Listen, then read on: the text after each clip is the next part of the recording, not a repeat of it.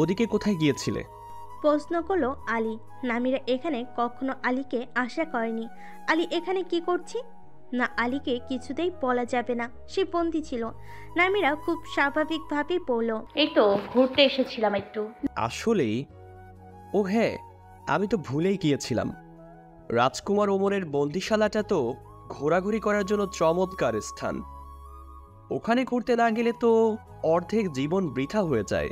নামিরা অবাক হয়। আলী কিভাবে জানলো সে রাজকুমারের বন্দিশালায় বন্দী ছিল? রাজকুমারের নিবাস থেকে বের হতে দেখে কি এই ধারণা করলো? নামিরা বলল, না না না, আমি বন্দিশালায় বন্দি ছিলাম না। আসলে আমি তো এই রাজ্যের অতিথি। রাজকুমার আমাকে চায়ের নিমন্ত্রণ জানিয়েছিল, এজন্যই এসেছিলাম। রাজকুমার ওমর চায়ের নিমন্ত্রণ করেছিল, তাও আবার তোমাকে? বাহ, মিথ্যা কথা বলার প্রতিযোগিতা হলে তুমি তো প্রথম পুরস্কার ঘরে নিয়ে আসবে দেখছি। নামিরা বুঝতে পারলে আসলেই বোকা বোকা একটা কথা বলে ফেলেছে। সে স্বীকার করলো, হ্যাঁ, আমি বন্দি ছিলাম, কিন্তু বিশ্বাস করুন খুবই সামান্য অপরাধ করেছিলাম। আপনি দয়া করে কাউকে কথাটা জানাবেন না, তাহলে সবাই আমার ওপর রাগ করবে। হ্যাঁ, কথাটা জানানো উচিত হবে না, কিন্তু দুঃখিত। আমি আব্বুজান ও আম্মিকে সবটাই জানাবো। ভাই আলী, এটা করবেন না। বললাম না দুঃখিত। এই চোর ছেলেটাকে মানানো যাবে না বুঝতে পারলো নামিরা। সে হঠাৎ জানতে চাইলো, আপনারা এখানে কি করছেন? একটু হকচকিয়ে গেল আলী, সামলেও নিল সঙ্গে সঙ্গে। প্রথম রাজকুমার আমাদের নিমন্ত্রণ করেছিল, তাই এসেছিলাম আমরা। আমি একজন সচেতন প্রজা, তোমার মতো অপরাধ করে বন্দিশালায় থাকি না। নামিরা কেন যেন আলীর কথা বিশ্বাস করতে পারছে না। প্রথম রাজকুমার আসলে কি নিমন্ত্রণ করেছিল তাদের? নামিরা সরু চোখ করে সন্ধিয়ান চোখে তাকিয়ে বলল, আপনাকে সন্দেহজনক মনে হচ্ছে। কর্মচারী হয়ে মালিককে সন্দেহ করছো? বাড়িতে চলো, আব্বুজানকে বলে চরম শাস্তি দেব তোমাকে। রাজ্যে অপরাধ করে বেড়াচ্ছ। আলী হাঁটা শুরু করলো। আলীদের দলটার পিছন পিছন এগোতে লাগলো নামিরা। অন্ধকার গাঢ় হয়ে আসছে, বাড়ছে কুয়াশা, বাড়ছে ঠান্ডা। একে একে সবাই বিচ্ছিন্ন হয়ে গেল। একসঙ্গে রইল কেবল আলী ও নামিরা। আলী দ্রুত হাঁটছে, নামিরা তার সঙ্গে হেঁটে পারছে না, পিছনে পড়ে যাচ্ছে বারবার। আলী একসময় দাঁড়িয়ে পড়ল, নামিরা কিছু দূর পিছনে ছিল তার থেকে। আলীকে দাঁড়াতে দেখে সেও দাঁড়িয়ে গেল। আলী পিছন ফিরে পড়ল, তুমি দেখছি হাঁটতেও পারো না। বলে নামিরার কাছে এগিয়ে এলো আলী। নামিরার হাত ধরে নিজের দ্রুত পদক্ষেপের সঙ্গে প্রায় টেনে নিয়ে চলল ওকে। আলীর সঙ্গে তাল মিলিয়ে এত দ্রুত হাঁটতে কষ্ট হচ্ছিল নামিরার। সে বারবার বলছিল হাত ছাড়ুন দয়া করে, পড়ে যাব আমি।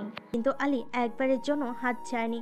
সদর দরজার সম্মুখে বসে আছেন হায়সা, তার পিছনে দাঁড়িয়ে রয়েছে দুজন ভৃত্যা, দাঁড়িয়ে আছে মারোয়াও। তাদের মুখে দুশ্চিন্তার রং। রাত হয়ে গেছে, তবু মেয়েটা বাড়িতে ফেরেনি। মারোয়াকে হালকা বকাঝকা করেছেন হায়সা।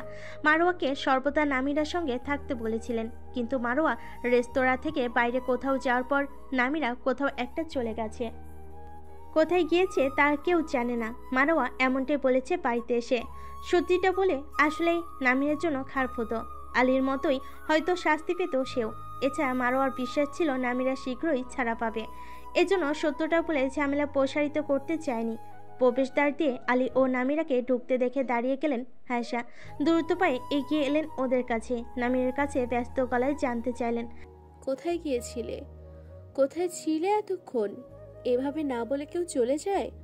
কতটা চিন্তায় ছিলাম ধারণা আছে তোমার? কোথায় ছিলে? হায়সাকে অশান্ত দেখাচ্ছি। নামিরা বুঝতে পারছে না কি বলবে। মারোয়া তাহলে তাদের জানেনি সে বন্দী ছিল? নামিরা কিছু বলার জন্য কেবল ওষ্ঠাধর বিচ্ছিন্ন করেছিল। এরই মাঝে আলী বলল, ও আমার সঙ্গে ছিল আম্মি। তোমার সাথে? হ্যাঁ, আমি ওকে নিজের সঙ্গে নিয়ে গিয়েছিলাম কোথায়? কেয়ন রোদে। ওখানে মাছ ধরছিলাম আমরা সময় কাটানোর জন্য। নামিরা বিস্মিত চোখে তাকিয়ে আছে আলী দিকে। আলী বলেছিল সত্যটা বলে দেবে, শাস্তি দেবে, অথচ সত্যি তো বললই না, উল্টো তার হয়ে মিথ্যা বলছে। আলীর কাছ থেকে সে এমন কিছু প্রত্যাশা করার কথাও ভাবতে পারেনি, অথচ আলী তাকে অবাক করে দিল। হায়েশাও বিশ্বাস করলেন আলীর সব মিথ্যা বলাকে। এবার তিনি কিছুটা নরম হয়ে বললেন, কখনো কোথাও গেলে জানিয়ে যাবে। হুম। গিয়ে বিশ্রাম করো তোমরা। আলী ও নামিরা নিবাসের অন্দরে প্রবেশ করলো। মারোয়াকে সাথে আসার জন্য ইশারা করলো নামিরা। মারোয়াও ঢুকলো তাদের সঙ্গে সঙ্গে। আলী তার কক্ষে ঢুকতে যাচ্ছিল, নামিরা প্রশ্ন করে আটকে দিল তাকে। মিথ্যা বললেন কেন আমার জন্য? না যদি চাও সত্যিটা বলে আসতে পারি। ধন্যবাদ আপনাকে। তোমার কি ধারণা তোমার মুখ থেকে ধন্যবাদ শোনার জন্য মিথ্যা বলেছি? কেন বলেছেন? বলেছি কারণ আমি মিথ্যা বলতে ভালোবাসি। হ্যাঁ, আমারও তাই মনে হচ্ছে, এজন্য তো এই মাত্র মিথ্যে বললেন। উফ, তোমরা মেয়েরা খুব বেশি কথা বলো। আলী ভেতরে ঢুকে কক্ষের দরজা বন্ধ করে দিল। নামিরা ও মারোয়া আলীর শয়ন কক্ষ থেকে অনেকটাই দূরে চলে এসেছিল। আলী দরজা খুলে বেরিয়ে পিছন থেকে ডেকে উঠল। মারোয়া। মারোয়া পিছনে তাকাতেই আলী বলল, চা নিয়ে এসো আমার জন্য। আচ্ছা, পাঠিয়ে দেব আমি। না, তোমাকেই নিয়ে আসতে হবে। বলেই ভিতরে ঢুকে আবারও দরজা বন্ধ করে ফেলল আলী। কুয়াশা যেন চেপে ধরছে সমগ্র প্রকৃতিকে, অন্ধ করে দিয়েছে সব কিছু।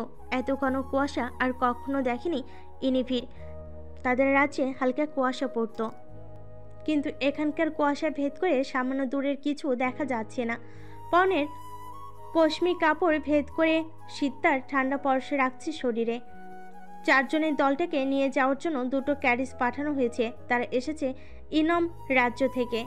শাইর থেকে ইউনামের দূরত্ব অনেক বেশি, 2 দিন সমুদ্রপথে যাত্রা করতে হয়। শাইরে চিকিৎসালয়ের জন্য কিছু চিকিৎসক প্রয়োজন ছিল। ইউনাম চিকিৎসার দিক দিয়ে অনেক এগিয়ে থাকায় রাজা ইউজাল ইউনাম থেকে চিকিৎসক আনার সিদ্ধান্ত নেন। ইউনাম থেকে 4 জন চিকিৎসক পাঠানো হয়েছে, 2 জন পুরুষ ও 2 জন নারী। এরা রাজ চিকিৎসালয়ের পাশাপাশি সাধারণের জন্য সেবা প্রদান করবে। ক্যারিজে উঠে বসেছে তারা। ইনিভির ও অপর মেয়েটি এক ক্যারিজে এবং পুরুষোদয় অন্য ক্যারিজে। পাথরের পথে ঘোড়ার পদধ্বনি ও চাকার আওয়াজ হচ্ছে। বনের গভীরে থাকা প্রাণীদের পদধ্বনি শুনতে পাচ্ছে, ইনিভির গন্ধ টের পাচ্ছে। এগুলোকে দেখা যাচ্ছে না, কেবল অস্তিত্ব অনুভব করা যাচ্ছে। হঠাৎ ব্যাঙের শব্দ শোনা গেল, হয়তো কোনো সাপ ব্যাঙটাকে পাকড়াও করেছে। হঠাৎ পাশে বসা মেয়েটার হাত এসে লাগলো ইনিভির হাতে। মেয়েটা অবাক করে দিয়ে ইনিভির হাত আঁকড়ে ধরলো, বলো, এই ঠান্ডার ভিতর তোমার হাত এত উষ্ণ কিভাবে? ইনিভির হাত ছাড়িয়ে নিয়ে হেসে বলল, ঢেকে রেখেছিলাম তাই উষ্ণ। যত পথ এগোনো হলো দেখা গেল প্রজাদের ঘরবাড়ি, ফসলের জমি, অথচ কিছুক্ষণ আগেও সবকিছু শব্দহীন ও প্রাণহীন ছিল। সূর্য উঠেছে, কুয়াশা চিরে আলোক রোশনি পড়েছে গাছের ফাঁকফোকর গলিয়ে। ধীরে ধীরে লোকালয় বাড়তে থাকলো। নিভে শান্ত চোখে দেখতে লাগলো সব। কত মানুষ, কত ব্যস্ততা সবার, কত উন্নত এ রাজ্য। তৃপ্তি অনুভব হয় ইনিভিরের অন্তঃকরণে। চিকিৎসার করে তার পুরো রাজ্যকে জানাতে ইচ্ছে হয়। আমি এসে গেছি সাহাইব, তোমার একমাত্র অধিকারী। রাজা ইলজালের 5 সন্তান, 2 জন পুত্র ও 3 কন্যা। বড় কন্যার বিয়ে হয়েছে রাজ্যের সবচেয়ে ধনাঢ্য পরিবারে। মেজ কন্যার বিয়ে হয়েছে আজার রাজ্যের 5ম রাজকুমারের সঙ্গে। ছোট কন্যাটির এখনো বিয়ে শাদী হয়নি। 2 যমজ পুত্রের মাঝে প্রথম পুত্র হামজালার বিয়ে হয়েছে। তৎকালীন সময়ে তার স্ত্রীর পরিবার খুব নামি দামি ছিল, কিন্তু এখন অত বেশি নামডাক নেই। দ্বিতীয় পুত্র ওমর এখনো বিয়ে করেনি। রাজ পরিবারের সন্তানদের বিয়ে হয় সম্পূর্ণ রাজার হুকুমে ও রাজ্যের উন্নয়নে। এ যাবৎ যারাই বিয়ে করেছে তাদের সকলের বিয়ের পিছনেই কিছু না কিছু গোপন চুক্তি হয়েছে। মারোয়ার কাছ থেকে এসব তথ্যাদি শুনছিল নামিরা। রাজা নিজেও রাজ্যের স্বার্থে একাধিক বিয়ে করেছেন। 2 জন স্ত্রী তার, একজন মারা গিয়েছেন সন্তান প্রসব করতে গিয়ে। মারোয়ার কাছ থেকে এটাও জানতে পারল যিনি মারা গিয়েছেন তিনি হামজালা ও ওমরের মা ছিলেন এবং তাদের জন্মের পরপরই মারা যান। নামিরা এই 2 ভাই সম্পর্কে যতটুকু নিশ্চিত হতে পেরেছেন তা হলো প্রথম রাজকুমারের নাম হামজালা ও দ্বিতীয় রাজকুমারের নাম ওমর। আর এটাও নিশ্চিত হয়েছেন তাকে যে রাজকুমার হাসির শাস্তি দিয়েছিল সে হচ্ছে হামজালা। তাকে বন্দিকারী ব্যক্তিও সেই, কিন্তু কে কোন রাজকুমার সেটা চিনে ওঠার জন্য তার আসলেই অসম্ভব। বাকিরা কিভাবে তাদের ঠিক রাখে, কোনো বিশেষ উপায় আছে কিনা জানতে চাইলেই মারোয়া বলল, হ্যাঁ আছে তো, একটা নয় গুনে গুনে 3টা উপায় আছে। কি কি? আপনি আসলেই লক্ষ্য করেননি? নামিরা নাবোধক মাথা নাড়ল। সে ওই রকম ভাবে কখনো খেয়াল করেনি। আর সে তো এর আগে জানতোই না 2 জন আলাদা মানুষ, তাই হয়তো তাদের ভিতর কোনো পার্থক্য তার চোখে পড়েনি। মারোয়া বলল, লোক ধূসর, আর দ্বিতীয় রাজকুমারের চোখ নীলরঙা। প্রথম রাজকুমারের ত্বক বেশি উজ্জ্বল, দ্বিতীয় রাজকুমারের ত্বক তার থেকে কিঞ্চিত চাপা। প্রথম রাজকুমারের ভ্রুতে ক্ষুদ্র একটা কাটা দাগ আছে, দ্বিতীয় রাজকুমারের নেই। আপনি নতুন তো, তাই হয়তো বিষয়গুলো অনুধাবন করতে পারেননি। তাহলে চোখ কাটার উজ্জ্বলতা ও ভ্রুর কাটা দাগের মাধ্যমে এদের আলাদা করা যাবে। বাঁচলাম। আবার যদি দেখা হয় তাহলে ওগুলোর সাহায্যে আমি দুজনকে পৃথক করতে পারবো। হুম। নামিরা স্বস্তি অনুভব করলো। যাক, দুজনকে একজন ভেবে প্যাঁচ লাগানোর ঝামেলাটা আর থাকবে না। তারা সামনের পথে এগোচ্ছে। আজ বেলা হয়ে গেলেও কুয়াশা কাটছে না, রোদের অভাব। নামিরা চোখ পড়লো একটা ক্যারেজের উপর। আধো চোখ দেখে দৃষ্টি সরিয়ে নামিরা আবারও তাকাতে বাধ্য হলো। তাদের বিপরীত দিক থেকে ক্যারেজটা আসছে। ক্যারেজে দুজন নারী যাত্রী। সাদা পোশাক পরিহিত মেয়েটাকে দেখে নামিরা মুগ্ধ হয়ে তাকিয়ে রইল। কি উজ্জ্বল সুন্দর মুখ, নীল ভাষা ভাষা চোখ দুটো। সে হলপ করে বলতে পারে এত রূপসী মানুষবি সে আগে কখনো দেখেনি। এই রাজ্যে এত সুন্দর আর কোনো মেয়ে আছে কিনা সে বিষয়ে তার ঢের সন্দেহ হলো। সে মারোয়াকে প্রশ্ন করলো, ওই মেয়েটা কে? নামিরা নির্দিষ্ট করে কোনো মেয়ের বৈশিষ্ট্য উল্লেখ ছাড়া প্রশ্ন করলো। মারোয়া বুঝতে পারলো নামিরা কার কথা বলছে। সে বলল, চিনি না, আগে দেখিও নি কখনো। সাজসজ্জা দেখে মনে হচ্ছে অন্য রাজ্যের, হয়তো ইউনাম থেকে এসেছে। শুনেছিলাম ইউনাম থেকে না কি মানে চিকিৎসক আনা হবে, হয়তো চিকিৎসকই হবে। ইউনাম শব্দটা শুনে যুবরাজ ইলদিজের কথা মনে পড়ল নামিরার। ইলদিজ ইউনামের ভবিষ্যৎ রাজা। বর্তমান রাজার মৃত্যুর পরই সে সিংহাসনে বসবে। জেরজাদাগের দিনটির কথা মনে পড়ল নামিরার। লোকটার রক্ত রঞ্জিত মুখটা এখনো ভোলেনি সে। কিভাবে নিজ স্ত্রীকে এভাবে খুন করা যায়? রাজকুমার মানে কি নির্দয় ব্যক্তি? নামিরা হঠাৎ জানতে চাইল। যুবরাজ ইলদিজকে চেনো মারওয়া? ইলদিজের নাম শুনে হাসলো মারোয়া। হ্যাঁ বোধক মাথা নেড়ে বলল, হ্যাঁ চিনি, খুব ভালো মানুষ। মারোয়ার কথায় অবাক হয় নামিরা। অজান্তে সে কথাটা বলে ফেলে, ভালো মানুষ? ইউনামের সঙ্গে সাহাইরের সম্পর্ক খুব ভালো, এজন্য অনেক খবরই শোনা যায়। যতটুকু শুনেছি ইউনামের প্রজারা যুবরাজ ইলদিজের ভক্ত। ইউনামের রাজার তৃতীয়তম পুত্র সন্তান সে। স্বাভাবিক নিয়ম অনুযায়ী পুত্র সন্তান মানে প্রথম পুত্র সন্তানের পরবর্তী রাজা হওয়ার কথা, কিন্তু রাজ্যের মানুষের ইচ্ছা ক্ষমতায় সে যুবরাজ হয়েছে। নামিরের কাছে খুব হাস্যকর লাগে ব্যাপারগুলো। যে নিজের স্ত্রীকে হত্যা করেছে সে কিভাবে ভালো হয়? মারোয়া হাসি হাসি মুখে আরো বলল, তাকে গান শুনিয়েছিলাম, সে আমায় খুশি হয়ে স্বর্ণ উপহার দিয়েছিল। কোথায়, কিভাবে গান শুনিয়েছিলে? 10 মাস আগে। সে তখন পঞ্চমবারের মতো এসেছিল সাহের ভ্রমণ করতে। পঞ্চমবার? নামিরার চোখের তারা বড় হয়ে যায়। এতবার যখন ভ্রমণ করেছে তার মানে ভবিষ্যতেও করার সম্ভাবনা আছে। আর যখন যদি ভুল করে যুবরাজ ইলদিজের সাথে দেখা হয় তার? অন্য কেউ না জানুক, যুবরাজ ইলদিজ তো জানে সে জেরজার রাজকন্যা। যে রাজকন্যাকে সে একসময় বিয়ের প্রস্তাব দিয়েছিল। নামিরাকে ভাবনার জন্য দেখে মারোয়া বলল, কি ভাবছেন? কিছু না। আপনি হঠাৎ যুবরাজ ইলদিজের কথা জিজ্ঞেস কেন করলেন? আপনার কি ওনার সঙ্গে দেখা হয়েছিল কখনো? না, হয়নি। চাই আমাদের আর কখনো দেখা না হোক। সামিউনে প্রবেশ করা মাত্রই এক পুরুষ কর্মচারী শুভ সকাল জানালো তাদের। তারা প্রতি উত্তর দিয়ে পোশাক বদলের কক্ষে গেল। সেখানে একটি মেয়ে তাদের দেখেই বলে উঠল, খবর শুনেছ মারোয়া? না তো, কি খবর? মেয়েটার গলা স্বর খাটো করে বলল, প্রথম রাজকুমারের স্ত্রী বাহিজা মারা গিয়েছেন। কি বলছো? মারা গিয়েছে মানে? মারোয়ার বিস্ময়পূর্ণ প্রশ্ন। মেয়েটি বলল, তবে আর বলছি কি, তাওসো ওয়াকার সাহেব একটু আগে এসেছিল, এ বিষয়ে নিজেদের মধ্যে বলাবলি করছিল তারা, আমি নিজ কানেই শুনেছি। মারোয়ার বিশ্বাস করতে কষ্ট হচ্ছে। সেদিনও বাহিজার সঙ্গে তার দেখা হয়েছিল। আচার নিয়ে গিয়েছিল তার নিবাসে। সুস্থ সবল মানুষটি হঠাৎ কিভাবে মারা গেল? নামিরা জানতে চাইল। কিভাবে মারা গিয়েছে জানো? মেয়েটি আবারও গলার স্বর খাটো করে বলল, যতটুকু শুনেছি তিনি নাকি রাজদহিনী ছিলেন। নামিরা ও মারোয়া দুজনেই শুনে এটা চমকে গেল। রাজকুমারের স্ত্রী রাজদ্রোহিণী। নামিরা কখনো মেয়েটিকে দেখেনি বিধায় তার মৃত্যুর প্রভাব ফেলছে না নামিরার মাঝে। কিন্তু মারোয়াকে দুঃখী দুঃখী দেখাচ্ছে। নামিরা মনে মনে ভাবছে যেহেতু সে রাজদ্রোহিণী ছিল সুতরাং তার মৃত্যু হয়তো রাজ কর্তৃকই নির্দেশিত। গত রাত রাজ বন্দিশালা। বাইজার পরিধেয় বস্ত্রের রং সাদা। বন্দিশালার প্রত্যেকেই এমন পোশাক পরতে হয়। তার পোশাকের সাদার মাঝে একটু আধটু লাল রং পরিলক্ষিত। এগুলো আসলে রক্তের রং। দু চোখের নিচে কালি, মুখে গর্তের চিহ্ন। হামজালা তার নিবাসে যাওয়ার পরের দিনই তাকে বন্দি করা হয়। তবে হামজালা তার বন্দি হওয়ার পিছনে লোক নয়। এমনকি হামজালা নিজ থেকে বাহিজার সম্পর্কে কাউকে জানায়নি। রাজা ইজলালের কানে খবরটা আসা মাত্রই তিনি বাহিজাকে বন্দি করার জন্য লোক পাঠান। 2 দিন ধরে বন্দি বাহিজা। 2 দিনে অনেক শাস্তি ভোগ করতে হয়েছে তাকে। আর আজ চূড়ান্ত শাস্তি হবে তার, অর্থাৎ মৃত্যু। বাঁচার কোনো উপায় নেই। 2 চোখ বন্ধ করে ফেলে বাহিজা। 2 চোখ গড়িয়ে দুটো ভারী জলধারা গড়িয়ে পড়ে। তার মৃত্যু হবে বিষপানে। স্বাদ, গন্ধ ও বর্ণহীন বিষয়টার নাম সিনোনান। এটা পানের 10 মিনিটের মধ্যে মৃত্যু অবধারিত। তার সামনে এখন সেই বিষের পাত্রটা রাখা। কারো পদধ্বনি স্থির হয়ে যাওয়ার সম্মুখে চোখ তুলে তাকালো বাহিজা। হামজালা এসেছে।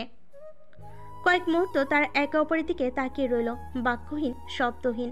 অতঃপর হামজালা চোখ সরিয়ে নির্বিকার ভঙ্গিতে চলে গেল। সে জানত রাজদ্রোহিণী বাহিজাকে কষ্ট করে তার হত্যা করার প্রয়োজন পড়বে না। শাস্তিটা তার বাবাই দেবে। বাহিজার বন্দিশালার ভিতরে উসামা দাঁড়িয়ে আছে। তিনি বললেন, সময় নষ্ট করছো বাহিজা। বাহিজা কালপেক্ষণ করল না আর। হাতে তুলে নিল বিষের পাত্র। চোখ বন্ধ করে এক চুমুকে খেয়ে নিল বিষটুকু। একজন পরী খালি বিষের পাত্রটা নিয়ে এলো বাহিজার হাত থেকে। বন্দিশালার দরজা খোলা হচ্ছে। বের হয়ে যাবেন উসামা। যাওয়ার আগে বললেন, শান্তিতে মৃত্যুবরণ করো বাহিজা। এই বলে তিনি বাহিজার বন্দি কক্ষ থেকে বের হয়ে গেলেন। বিষের প্রতিক্রিয়া শুরু হয়েছে। পুরো শরীরে ছড়িয়ে পড়েছে বিষের বিষাক্ততা। ঠান্ডা শানের মেঝেতে লুটিয়ে পড়েছে বাহিজা। নিঃশ্বাস ক্রমশ ক্ষীণ হয়ে আসছে। দূর থেকে রাজা ইজলাল বাহিজাকে দেখছেন। এই মেয়েটার সাথে তিনি তার ছেলের বিয়ে দিয়েছিলেন অনেক প্রফুল্লতার সাথে। আজ সেই মেয়েকেই তিনি মৃত্যুদণ্ড দিয়েছেন। বেঈমান বিশ্বাসঘাতক মেয়ের এটাই উপযুক্ত শাস্তি। উসামা পাশে দাঁড়িয়ে আছেন। রাজা ইজলাল জানতে চাইলেন, কখন আক্রমণ করছো তাহলে? আজ রাতেই। ভোর হতে হতে সাইলাম ধ্বংসস্তূপে পরিণত হবে ইনশাল্লাহ। আর বাহিজার পরিবার? সৈন্যদল পাঠিয়ে দিয়েছি, আর কিছুক্ষণের মধ্যেই তাদের শিরচ্ছেদ সম্পূর্ণ হবে। আজ আলী রেস্তোরাঁয় এসেছে। এখানে এসে প্রথম বাহিজার মৃত্যুর খবর শুনল সে। সকলের মতো সেও ঘটনায় ভীষণ অবাক হয়েছে। বিশ্বাস করতে সময় লাগলো তার। বাহিজা রাজদ্রোহিণী। কিন্তু যতটুকু সে দেখেছে এবং শুনেছে, বাহিজাকে একজন সাদাসিধে মেয়ে বলেই মনে করত। ওই রকম সাদাসিধের ছদ্মবেশ ধরেই গোপনে গোপনে শাইরের চরম ক্ষতি করার ফন্দি ফিকির আঁটছিল। আলী বাহিজার মৃত্যুকে সমর্থন করেছে। এমন জঘন্য মানুষদেরই মৃত্যুর বিধান রয়েছে রাজ্যে। কিন্তু দেখো, বোকা মারোয়া বাহিজার মৃত্যুতে মন খারাপ করে আছে। আলী বুঝতে পারছে না বাহিজার মৃত্যুতে মন খারাপ করার কি আছে। এই বাহিজার কারণে তাদের রাজ্যের অনেক বড় ক্ষতি হয়ে যেতে পারত। অনেক লোক মারা যেত, দুর্ভিক্ষও হয়তো লাগতো। আলীর ধারণা, নামিরার সঙ্গে থেকে মারোয়ার বিবেক বুদ্ধি এমন অধপতন ঘটেছে। আলী আজ দিনের সবচেয়ে গুরুত্বপূর্ণ কাজটা দিল নামিরাকে। রাজপ্রাসাদে খাবার নিয়ে যেতে হবে নামিরার। নামিরা যখন এটা শুনল সে বাকরুদ্ধ হয়ে গেল। সে যাবে না রাজপ্রাসাদে খাবার নিয়ে। সে না, এটার মতো হাস্যকর কিছু হতেই পারে না। নামিরা মজা ভেবে নিয়েছিল আলীর কথাকে, কিন্তু আলী খুব জোর গলায় বলল, যখন বলেছি তুমি নিয়ে যাবে, তখন তুমিই নিয়ে যাবে। আমি কিভাবে নিয়ে যাব? আমি কোনো কিছু জানি না, চিনি না। ক্ষমা করুন আমাকে, পারবো না। সময় নষ্ট করো না। রাজকুমাররা দেরি পছন্দ করে না। শেষের কথায় বিস্ফোরিত চোখে তাকালো নামিরা। কারা খাবার নিয়ে যাওয়ার হুকুম দিয়েছে? কালা নাকি তুমি? এইমাত্রই তো বললাম। অসম্ভব, তাহলে তো আমি যাবই না। কেন? আপনি তো জানেন তাদের সঙ্গে একটু ঝামেলা করে ফেলেছিলাম আমি। আমাকে বন্দিও থাকতে হয়েছিল। এছাড়া ওনারা আমাকে একদমই পছন্দ করবে না। এই জন্যই তো যাবে। রাজকুমারদের অপছন্দের মানুষ হয়ে থাকা মৃত্যুর সমান। আমি একজন মৃত কর্মচারীকে আমার রেস্তোরাঁয় আশা করি না। খাবার নিয়ে গিয়ে রাজকুমারদের মন ভালো করবে। নামিরার কাছে রাজকুমারদের খাবারগুলো দাও। একটুক্ষণ পরই মেয়েটা এসে একটা বড় পাত্র ধরিয়ে দিল। নামিরার এখন মনে হচ্ছে তার যাওয়া উচিত। এই সুযোগে রাজপ্রাসাদের ভিতর ঢোকা যাবে। শাইরের রাজপ্রাসাদটা দেখার ইচ্ছে ছিল, যদিও এভাবে না, কিন্তু এটাও তো একটা সুযোগ। তবে সে বুঝতে পারছে না, এতদিন তো দেখলো রাজকুমাররা রেস্তোরাঁয় এসেই খাওয়া দাওয়া করতো, তবে আজ কেন ঢং করে প্রাসাদে নিয়ে যাওয়ার হুকুম করলো? নামিরা পড়ল। বেশ, আমি আর মারোয়া গিয়ে খাবার দিয়ে আসবো। মারোয়া কোথাও যাবে না। মারোয়াকে যেতেই হবে। তুমি কর্মচারী, মারোয়া নয়। ও এক পাও বাড়াবে না কোথাও। আমি যেতে চাই। চাচি হায়াজা এবং চাচা সুলাইমান আমাকে সর্বক্ষণ বোন নামিরার সঙ্গে থাকতে বলেছেন। বোন? এই মেয়েটা মাত্র কদিনেই তোমার বোন হয়ে গেল। আর আমি কি কেউ নই তোমার? কেন তুমি একদমই আমাকে মান্য করো না? আরে ভাই আলী, আপনি এভাবে কেন কথা বলছেন? আলী উত্তর না দিয়ে অন্দরে গেল। প্রাসাদে অনুমতি বিশেষ এক বস্তু নিয়ে এসে দিল নামিরার হাতে, বলল, এটা দেখাতে হবে প্রহরীদের। আচ্ছা। নামিরা ও মারোয়া প্রাসাদের উদ্দেশ্যে যাত্রা আরম্ভ করলো। পদ্ম সরোবর পার করে আসার সময় দুজন তাকালো সরোবরের দিকে। ওখানে কোনো লাশ নেই, শান্ত পানির উপর ভাসছে পদ্মগুলো, অথচ এই সরোবর থেকে দুটো রহস্যজনক লাশ উদ্ধার করা হয়েছে। প্রহরীদের আলির দেওয়া বস্তুটা দেখালেই ভিতরে প্রবেশের অনুমতি পেল নামিরা, কিন্তু প্রহরীরা একজনকে ঢুকতে দেবে, যেহেতু নামিরার পরনে শামিউনের পোশাক, তাই নামিরাকেই ঢুকতে দিল। নামিরা বুঝতে পারছে না এটা কেমন নিয়ম। প্রাসাদে খাবার নিয়ে ঢোকার জন্য শামিউনের পোশাক পরিহিতরাই কেন শুধু অনুমতি পাবে? এটা কি সুরক্ষাজনিত কোনো দিক বিবেচনায়? নামিরা প্রাসাদের প্রাঙ্গণ সীমানায় প্রবেশ করল। সুউচ্চ বৃহৎ আয়তনের রাজ ভবনটার দিকে তাকিয়ে রইল হা করে। কত সুন্দর ভবনটা! প্রাসাদের নানান জায়গায় পরিচালকরা ঘুরে বেড়াচ্ছে, তাদের পরনে একই রকম পোশাক। দুজন মন্ত্রী ধরনের লোককেও দেখতে পেল নামিরা, সঙ্গে সঙ্গে কুর্নিশ করল। মন্ত্রী সুলাইমানও হয়তো প্রাসাদেই আছেন, ভাবল নামিরা। সে আসলেই বুঝতে পারছে না সে কোথায় যাবে, খাবার নিয়ে কোথায় যেতে হবে তাকে। কোনো পরিচালকের কাছে দিয়ে চলে যেতে পারবে? তোমার স্ত্রী মারা গিয়েছে, কিন্তু তোমাকে একদমই দুঃখী দেখাচ্ছে না হামজালা। আপেলের টুকরোটা মুখে ঢোকানোর পূর্বে বলল ওমর। হামজালা খুব শান্তভাবে উত্তর দিল, অন্য কারো ইচ্ছায় যাকে বিয়ে করেছো, যাকে কখনো ভালোবাসোনি, এবং পরিশেষে যে তোমার মনে তীব্র ঘৃণার জন্ম দিল, তার মৃত্যুতে কি তুমি দুঃখী হবে ওমর? হয়তো না, বলে একটা আঙ্গুর ছুঁড়ে দিল হামজালার দিকে। হামজালা হা করে আঙ্গুরটাকে মুখে পরিয়ে নিল, খেতে খেতে বলল, আব্বুজান, বেশি দেরি করলে হয়তো আমি ওকে নিজ হাতে হত্যা করতাম। ভোজন কক্ষের বাইরে থেকে এক পরিচালিকার কণ্ঠ শোনা গেল, রাজকুমার হামজালা ও ওমর সামিউন থেকে একজন কর্মচারী এসেছে আপনাদের খবর নিয়ে। অনুমতি প্রদান করলে এসে ভিতরে প্রবেশ করবে। আসতে দাও। দরজাটা খুলে গেল। হামজালা ও ওমর কেউই আগন্তুকের দিকে গুরুত্ব দিল না, তারা নিজেদের মধ্যেই কথা বলতে থাকলো। নামিরা খুব বিরক্ত বোধ করছে, ভেবেছিল কোনো এক পরিচারিকার কাছে দিয়ে চলে যাবে, কিন্তু তারা খাবারগুলো সাজিয়ে আবারও তার হাতেই তুলে দিল। এখানে শামিউন থেকে যারা খাবার নিয়ে আসে তাই নাকি পরিবেশন অবধি করে দিয়ে যায়। আবারও এই দুজন বদ্ধ রাজকুমারের সম্মুখীন হতে হলো তাকে। নামিরা কিভাবে ওদের সম্মান জানাবে ভাবছে। সে বলল, রাজকুমারদের দীর্ঘ জীবন কামনা করছি।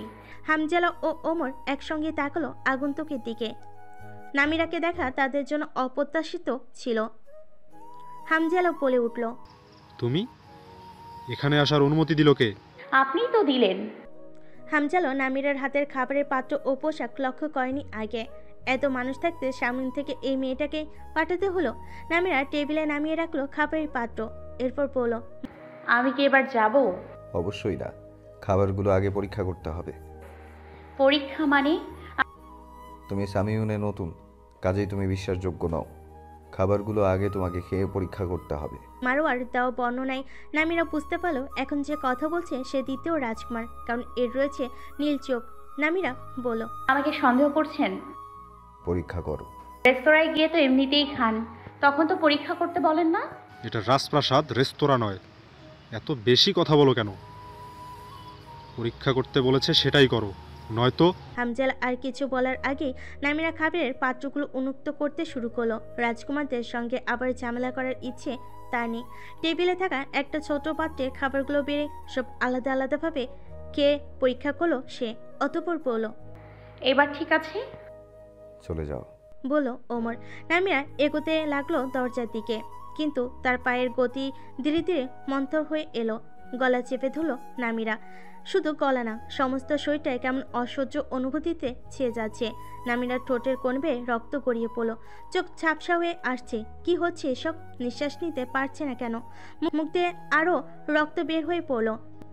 নামিরার মন্থর ও এলো পায়ের গতি দেখে শকিচিত হয়ে উঠল ওমর ও হামজালা। নামিরাকে প্রশ্ন করল ওমর।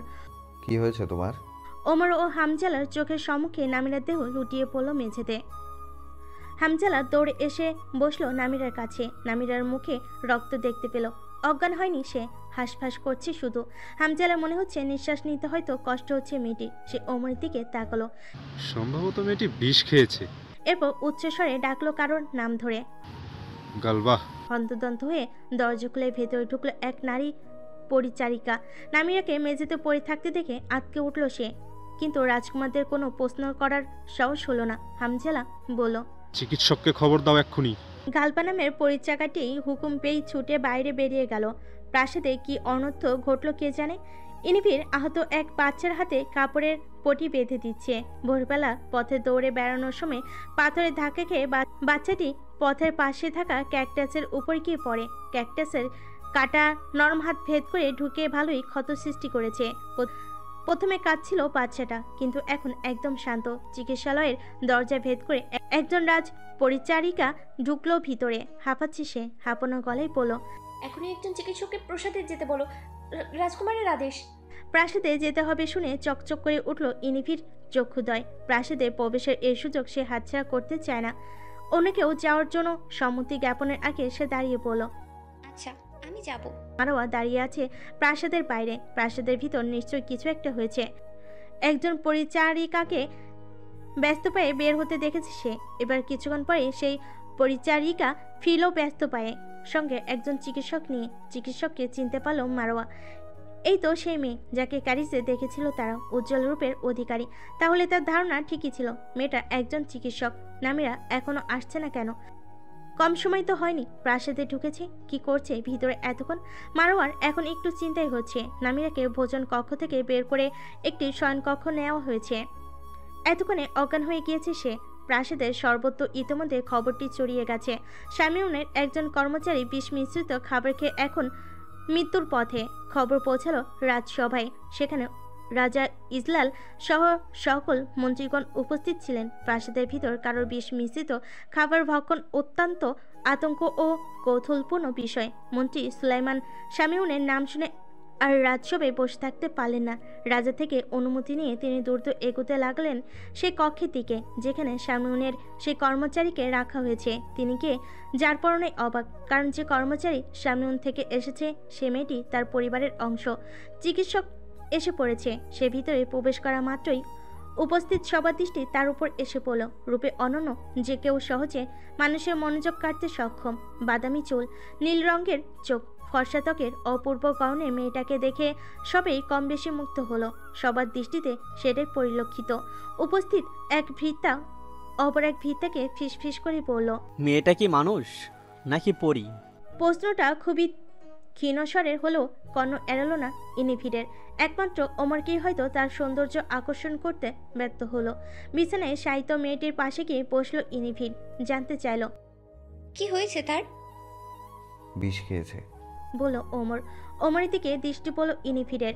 পোশাক সজ্জা দেখে সহজে অনুমেয় সে একজন রাজকুমার। তবে তার পাশাপাশি আরও একজন একই রকম দেখতে পুরুষ মানব দাঁড়িয়ে আছে। তার মানে আরও একজন রাজকুমার। একই সঙ্গে দুই রাজকুমারের দর্শন পেয়ে আসলেই ভালো লাগলো তার। ইনিফির সাথে আনা থলে থেকে এক টুকরো সাদা কাপড় বের করে তাতে একটা তরল পদার্থ মিশিয়ে নামিরার মুখের আশেপাশে লেগে থাকা রক্ত মুছে নিল। তারপর বের করলো আরও একটা তরল পদার্থের শিশি। এক চামচ ঢেলে নিল তরল পদার্থটা। নামিরা ওষ্ঠদ্বয় ফাঁক করে তরল পদার্থটা তার মুখে ঢেলে দিল। 3 বার খাওয়ালো ওটা। এরপর বলতে লাগলো, যে বিষটা খেয়েছে সেই বিষটা তেমন বিষাক্ত কোনো বিষ নয়। এই বিষের প্রতিষেধক দিয়েই দিয়েছি। বিষের প্রভাব কেটে যাবে ধীরে ধীরে, কিন্তু যেহেতু অজ্ঞান তাই প্রভাব কাটতে সময় লাগবে। আর যদি প্রভাব না কাটে? হামজালার প্রশ্ন। ইনিফিরের শান্ত চোখ জোড়া মুহূর্তে হামজালার উপর অর্পিত হলো। শান্ত অথচ কঠিনতা নির্ভর দৃষ্টি ইনিফিরের। আত্মবিশ্বাসপূর্ণ কণ্ঠে বলল, আমি ইনভির, যা বলি তাই হয়। রাজকুমারের সাথে এভাবে কথা বলার ব্যাপারটা সবার কাছে দৃষ্টিকটু লাগলো। বিশেষ করে ওমরের একদম ভালো লাগলো না। সে বলে উঠল, আপনি ইনিবির যা বলেছেন তাই যদি না হয় তবে আপনাকে চরম মূল্য দিতে হবে। ইনিফিরের শান্ত ঠোঁটে হাসির রেখা ফুটল। দ্বিতীয় রাজকুমার কি আমাকে শাস্তি দেওয়ার কথা চিন্তা করছেন?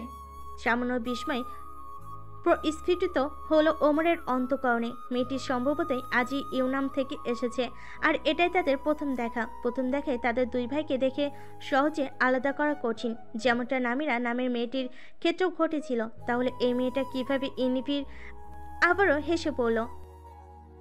বেশ, দ্বিতীয় রাজকুমারের থেকে শাস্তি পাওয়ার অপেক্ষায় রইলাম। আবার দেখা হবে, আজকের মতো বিদায়। ইনভিদ তার থলে নিয়ে বের হয়ে গেল কক্ষ থেকে। গালবা নামের সেই পরিচারিকা তাকে সাথে করে নিয়ে এসেছিল। সে এগিয়ে দিয়ে আসতে গেল। রাজ চিকিৎসকেরা সম্মানী ব্যক্তি। মঞ্জির সুলাইমানের কষ্ট হচ্ছে নামিরাকে এমন বিপদে দেখতে। মেয়েটাকে সে ভালো রাখতে চেয়েছে সবসময়, অথচ আজ কোত্থেকে কি ঘটে গেল। ওমর মঞ্জির সুলাইমানের কাছে এলো, বলল, হয়তো বিষের প্রভাব কেটে যাবে, সুস্থ হবে, কিন্তু এরপরে কি ঘটবে আসলেই জানি না। যদি প্রমাণ হয় মেয়েটাই বিষ মিশিয়েছে তবে আপনার গোটা পরিবার বিপদে পড়বে। আল্লাহ যা লিখে রেখেছেন ভাগ্যে তাই হবে, ভয় করছি না। তবে আমি জানি নামিরা এমন কাজ কখনো করতে পারে না। মন্ত্রী সুলাইমান বের হয়ে গেলেন। এখনই সামিউনে যাবেন তিনি। কাজটা যদি সামিউনের কেউ করে থাকে তবে তাকে তিনি অবশ্যই খুঁজে বের করবেন। এভাবে তিনি নামিরার ক্ষতি হতে দেখবেন না। প্রাসাদের বাইরে মারোয়াকে দেখতে পেয়ে ঘোড়া থামালেন সুলাইমান। তুমি এখানে কেন? নামিরার সঙ্গে এসেছিলাম, খাবার নিয়ে এসেছে রাজকুমারদের জন্য। প্রহরীরা না আমায় ভেতরে ঢুকতে দেয়নি, তাই এখানে অপেক্ষা করছিলাম তার জন্য। কিন্তু অনেকক্ষণ হলো, তবুও বের হচ্ছে না সে। আপনি কি তার? ফিরে চলো মারোয়া। কিন্তু বোন নামিরা। মন্ত্রী সুলাইমান হাত বাড়িয়ে দিয়েছেন মারোয়ার দিকে, তাকে ঘোড়ায় ওঠার জন্য আহ্বান করছেন। মন্ত্রী সুলাইমানের এমন আচরণ মারোয়ার চিন্তার বিকাশ ঘটাচ্ছে। মারোয়া জানতে চাইল, কি হয়েছে বোন নামিরা? প্রশ্ন করো না মারোয়া, আমি উত্তর দেওয়ার মানসিকতাই নেই।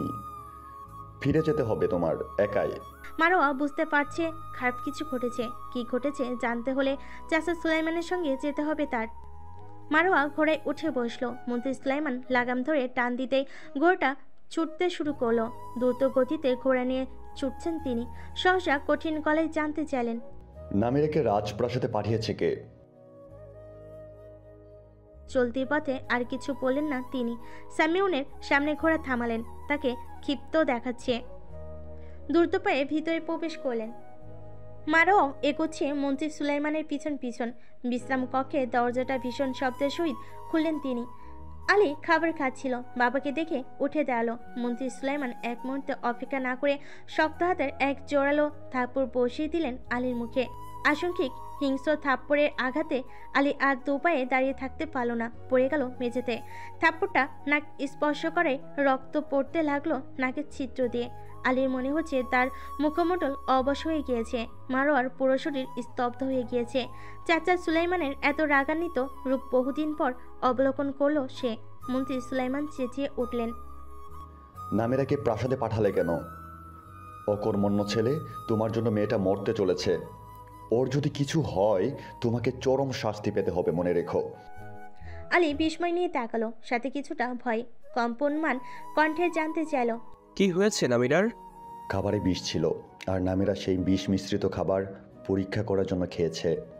আলীর চোখ বড় বড় হয়ে গেল। বিস্ময় কাটছে না তার। তীব্র ভয়ে শরীর শীতল হয়ে আসছে। মারোয়ার শুষ্ক নেতৃত্বে অশ্রু বাষ্প জমল এবং তার টুপ করে ঝরে পড়তেও সময় নিল না। আলী আতঙ্কগ্রস্ত হয়ে পড়ল। কি বলছেন আব্বুজান?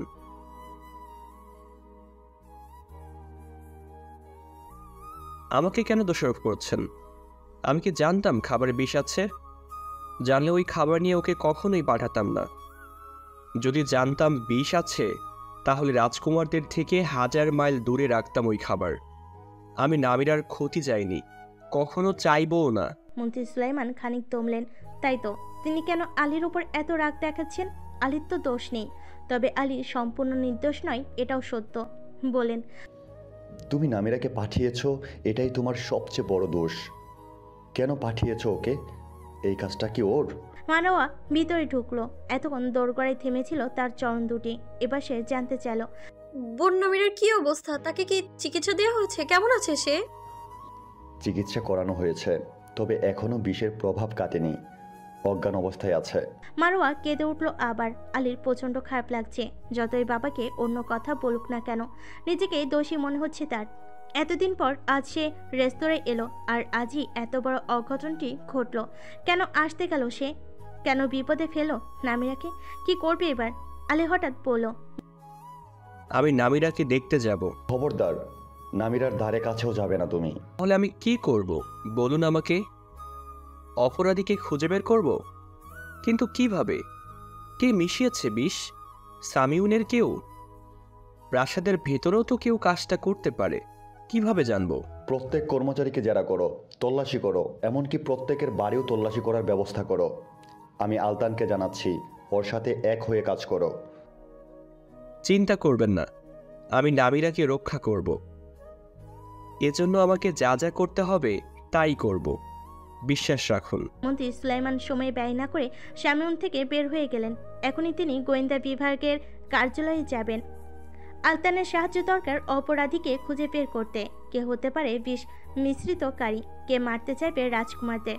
আলীর ভিতরটা অপরাধ বোধে দুর্বল হয়ে আসছে, কিন্তু তাকে এ সময় সচেষ্ট থাকতে হবে। খুঁজে বের করতে হবে অপরাধীকে। মারোয়ার দিকে তাকালো। মারোয়ার দুই গালে অশ্রু লেগে আছে। আলী নিকটে এগিয়ে গেল। মারোয়ার চোখের পানি মুছে দিল তার নিজস্ব রুমাল দিয়ে। আশ্বাস দিয়ে বলল, চিন্তা করো না মারোয়া, আমি তোমার বোনকে নির্দোষ প্রমাণ করব।